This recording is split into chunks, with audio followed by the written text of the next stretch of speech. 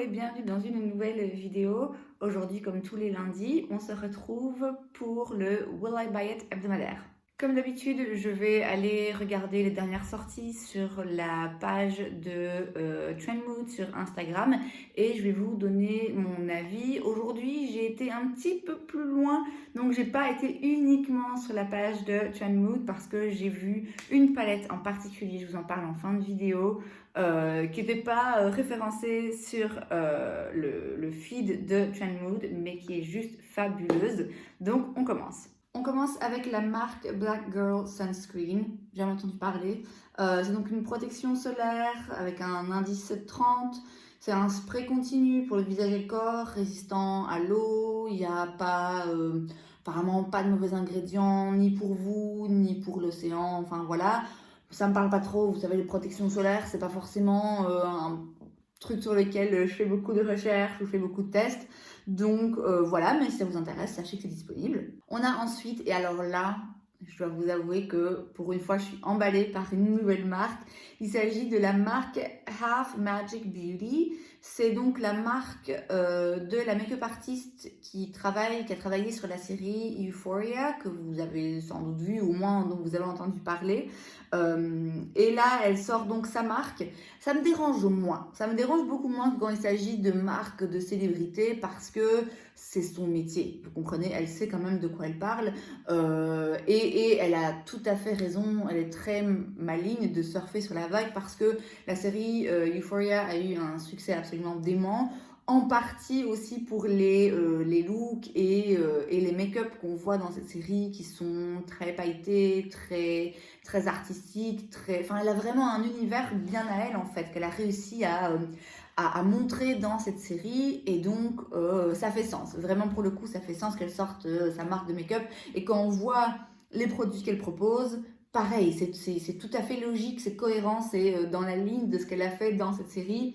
Et donc vous avez des gels qui peuvent servir aussi de liner avec des paillettes, vous avez des fards à paupières liquides, il y a des mats et des pailletés aussi, il y a un petit peu de tout, il y a des petits brillants pour le visage, enfin voilà, c'est un premier lancement. Je trouve que pour un premier lancement, il y a quand même pas mal de produits, et en tout cas des produits, comme j'ai dit, qui collent avec son univers et la façon dont elle crée les looks make-up dans la série.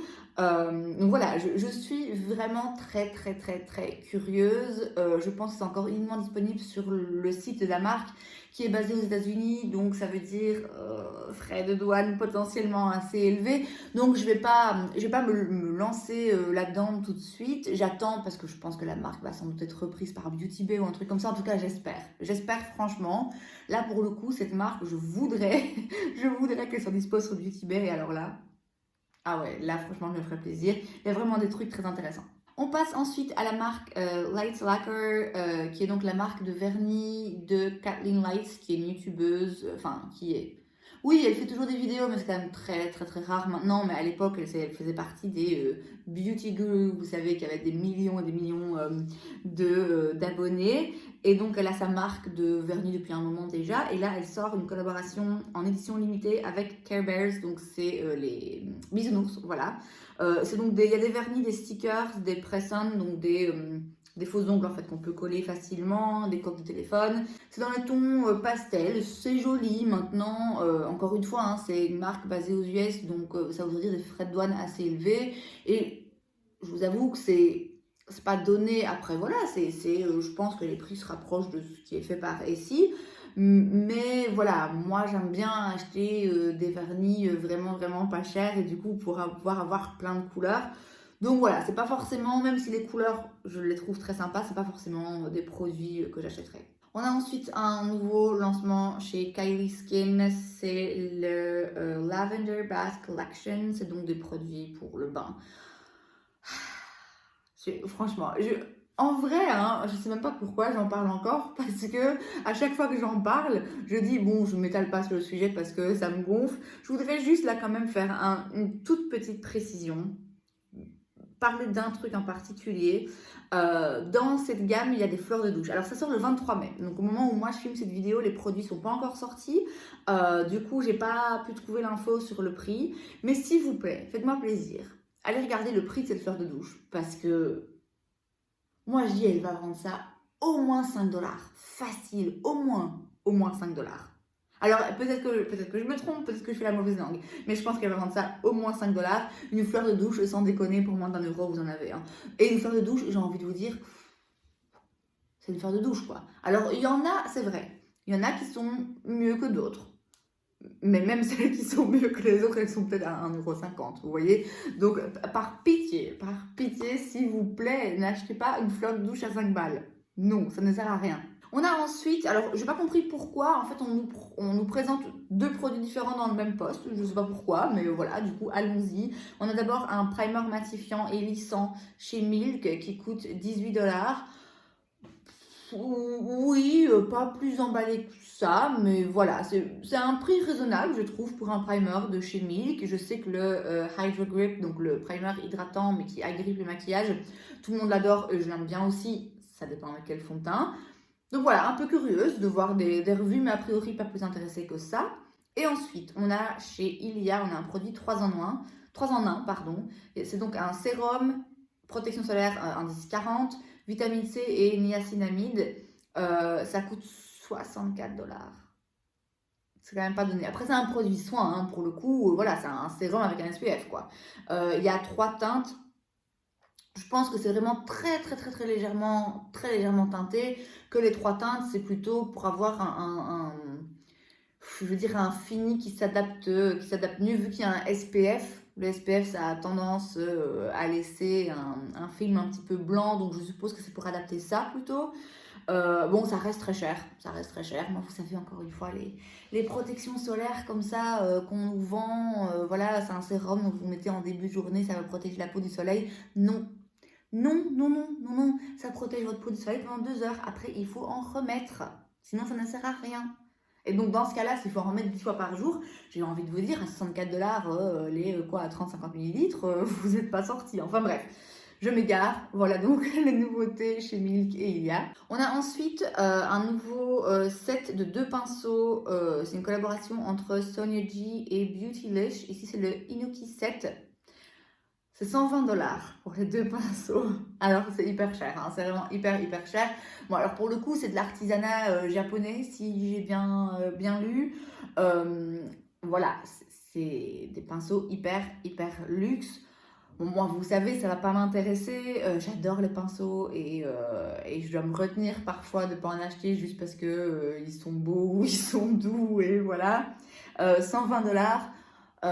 Voilà, je préférerais 1000 fois acheter un set de pinceaux Sigma, donc ce sera non pour moi. On a ensuite chez Shiglam, ils sont malins, hein. Franchement ils sont malins, ils sont forts. On a un fond de teint baume qui s'appelle le Skinfluencer. Alors encore une fois, les noms, ils sont vraiment forts, ils savent surfer sur la vague, ils savent les... Ouais, ils ont quand même des noms accrocheurs qui font que vous êtes un petit peu curieux, quoi. Il y avait eu la poudre Insta Ready, que j'ai d'ailleurs et que j'aime bien. Et donc là, c'est le fond de teint Baume Skinfluencer qui est clairement... Alors un dupe, je sais pas, parce que j'ai pas non plus testé le KVD, mais qui est clairement une imitation, une inspiration, mais vraiment grosse inspiration sur le fond de teint Baume de chez KVD, que donc moi je n'avais pas essayé, que j'ai déjà failli acheter 1 ou 2 fois, mais je suis un peu sceptique. Et donc voilà, là c'est donc un fond de teint Baume, hein, au risque de me répéter. Il y a 30 teintes, haute couvrance mais léger sur la peau et il coûte 8,49 $. Donc c'est là quand même qu'ils sont vachement forts puisqu'ils proposent des prix plus qu'abordables. Et je suis curieuse, hein. Franchement je suis curieuse. En fait le fond de teint Baume de KVD, je suis curieuse, je voudrais bien l'essayer. Mais bah, c'est quand même un fond de teint qui coûte 30 €. J'ai l'impression que c'est un petit peu le genre de truc où ça passe ou ça casse. Et je dis 30 €, mais c'est sans doute plus. C'est tellement une texture particulière et une formule particulière que il se peut que je l'adore, mais il se peut aussi que je le déteste. Vous voyez, j'ai l'impression que ça n'est pas le genre de produit où il y a moyen de trouver une façon quand même de le travailler. C'est vraiment tout ou rien. Et donc là, c'est un peu pareil, sauf que là, c'est 8 $.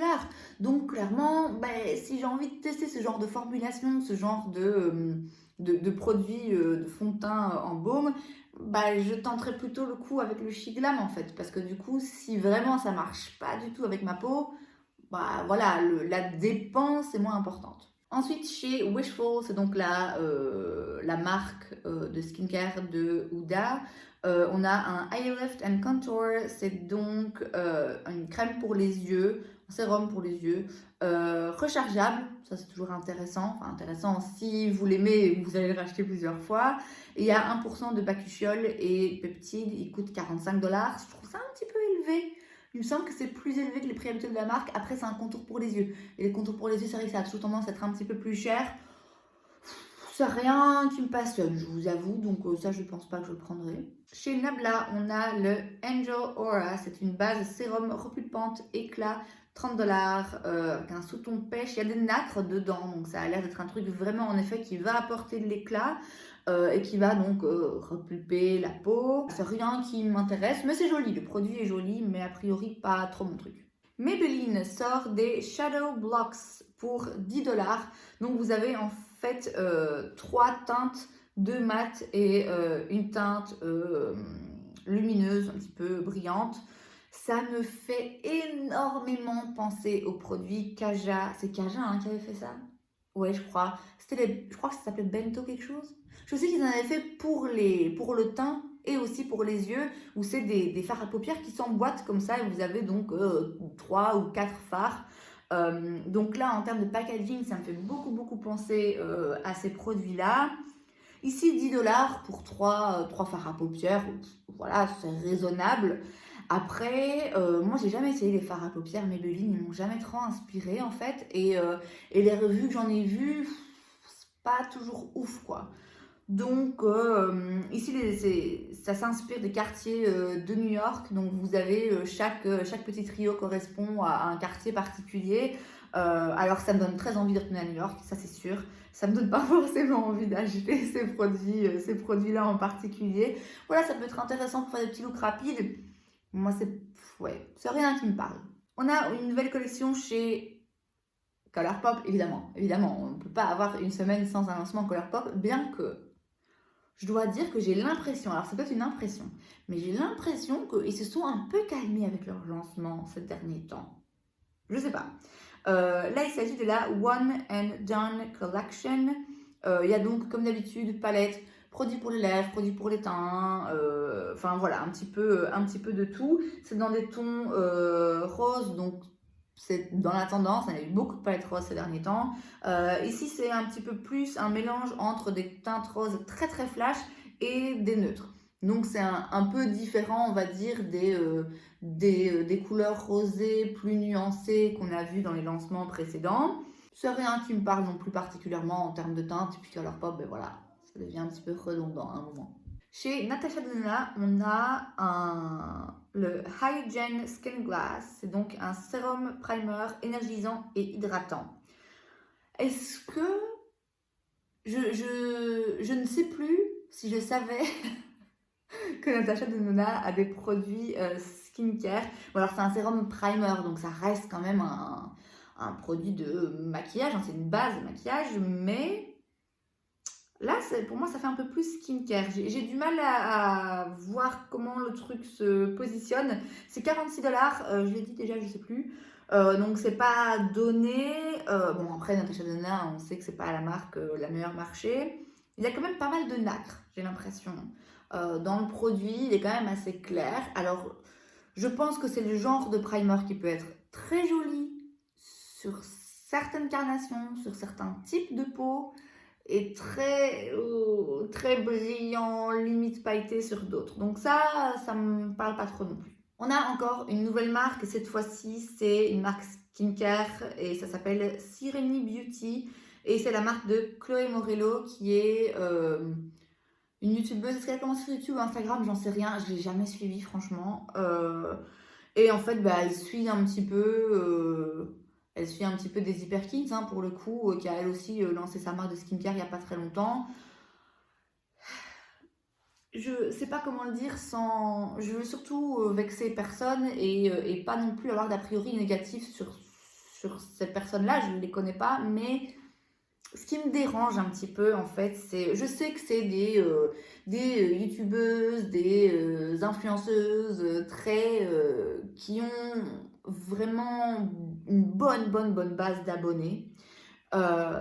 qui ont vécu les beaux jours de la communauté beauté sur YouTube et qui ont très bien gagné leur vie, et c'est pas du tout une critique, hein, franchement chacun fait ce qu'il veut.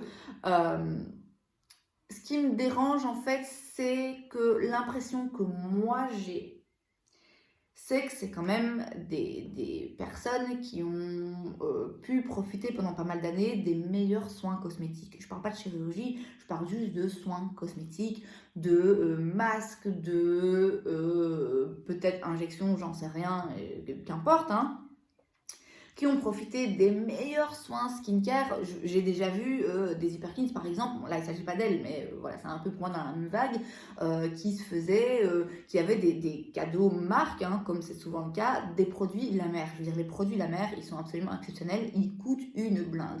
Et en fait, moi, ce qui me dérange, c'est quand je vois ce genre de personnes qui utilisent des produits qui coûtent très cher, qui ont recours à plein de soins qui aident pas mal pour que la peau soit jolie, et puis qui vous vendent leur marque de skincare en disant regardez, si vous voulez ma peau, c'est ça qu'il vous faut. Vous voyez, ça me dérange un peu, là j'ai un peu l'impression que c'est de la publicité mensongère. Alors peut-être que je me trompe totalement et qu'en fait, en effet, elles utilisent maintenant exclusivement leurs produits et qu'elles ne jurent que par eux et qu'ils sont absolument fabuleux, et c'est peut-être bien le cas.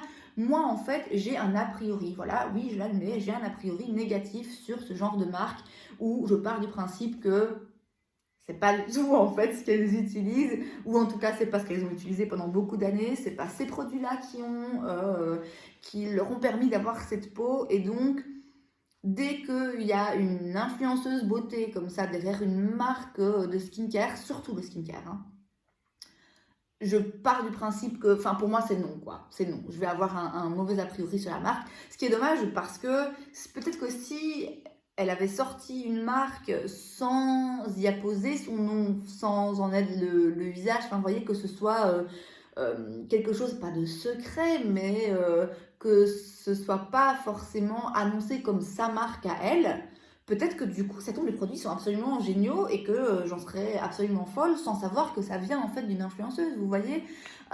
Mais voilà, en même temps, avec la base d'abonnés qu'elles ont, c'est logique qu'elles y apposent leur nom et qu'elles disent c'est ma marque, parce que du coup, ça leur permet de vendre.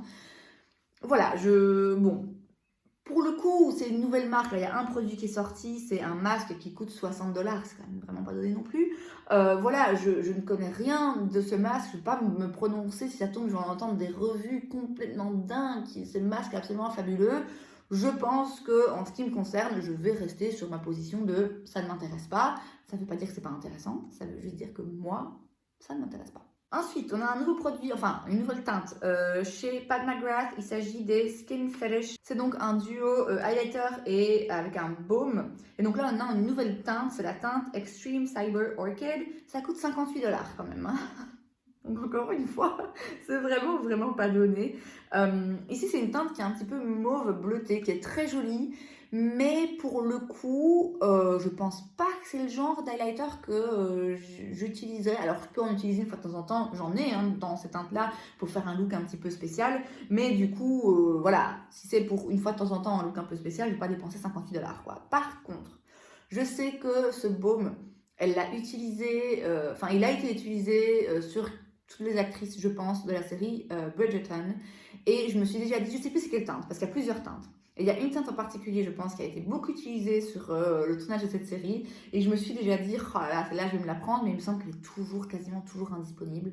Mais bref, donc ce produit, le Skin Fetish de chez le duo là, de chez Pat McGrath, je pense me le prendre un jour, mais pas dans la nouvelle teinte là qui vient de sortir.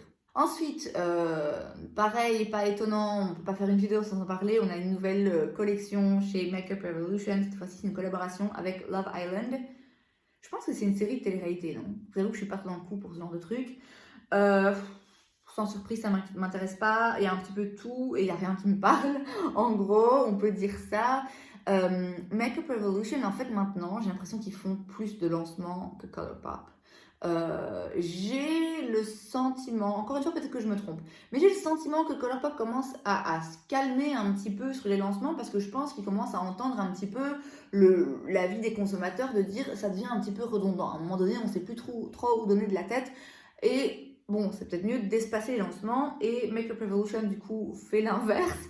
Et fait de plus en plus de lancements et franchement limite même plus que Colourpop, sauf que en termes de qualité, d'après ce que j'en sais en tout cas, on n'est pas du tout sur le même niveau parce que Colourpop de manière générale c'est quand même une bonne qualité alors que Makeup Revolution c'est vraiment pas ouf. De une, ça me paraît être de plus en plus cher les produits qui sortent vraiment, et de deux, pareil d'après ce que j'en sais, c'est pas une qualité de dingue. Il y a de temps en temps une ou deux pépites, mais le truc c'est que vous devez tester beaucoup de produits pour arriver à trouver une ou deux pépites. Et donc finalement, bah ça vous a coûté une blinde. Donc voilà, Makeup Revolution, vraiment plus le temps passe, plus je me dis, je pense pas que j'achèterai un jour leurs produits, surtout leurs produits comme ça, édition limitée, collaboration et tout. Non, ça m'intéresse vraiment pas. On a ensuite une collaboration entre Sugar Pearl et Barbie. Voilà, avec des glosses et des fossiles. Encore une fois, rien qui m'intéresse, je connais pas beaucoup cette marque. Voilà, si c'est le cas, sachez que c'est dispo, mais moi, c'est pas rien qui me parle. Et enfin, on a un sérum multipeptide pour cils et sourcils chez The Ordinary qui coûte 14,50 €, ce qui est très abordable par rapport au prix habituel des sérums pour cils et sourcils. Moi, c'est pas du tout le genre de produit qui m'intéresse. Je suis satisfaite, je dirais, de mes cils et de mes sourcils. Je peux pas dire que j'ai exactement les cils et les sourcils que je voudrais avoir, mais c'est pas le genre de produit non plus qui m'aiderait. Enfin, vous voyez, donc non, ça m'intéresse pas. Par contre, si vous cherchez un sérum pour cils et sourcils, bon, clairement, je pense que c'est plus intéressant ce sérum à 14,50 € que d'autres qui parfois se vendent vraiment des fortunes. Et alors, on termine avec une palette qui, je vous dis, elle n'était pas annoncée sur la page de Trendmood. C'est du make-up indie, donc c'est du make-up vraiment des marques, c'est un peu plus confidentiel quoi. C'est pas des grosses marques qui se vendent dans plusieurs magasins, c'est des marques qu'on trouve uniquement sur leur site. C'est très souvent en quantité plutôt limitée, enfin voilà. Et je dois avouer que je suis pas assez les marques indie, et peut-être d'ailleurs que je vais commencer à m'y mettre un petit peu plus parce que je sais que surtout quand il s'agit de fards duochrome, multichrome, pailletés, etc., c'est là que ça se trouve, quoi. C'est vraiment là qu'ils font des trucs de dingue. Et là, c'est la marque Cosmic Brushes ou Cosmic Beauty. Je pense qu'avant, ça s'appelait Cosmic Brushes parce qu'ils faisaient uniquement des pinceaux, que d'ailleurs, il y en a des magnifiques, mais voilà, les pinceaux, vous savez, non. Et je pense que maintenant, ça a changé, ça s'appelle Cosmic Beauty, puisqu'ils commencent à faire d'autres produits. Et là, il y a une palette, c'est la palette Serenity.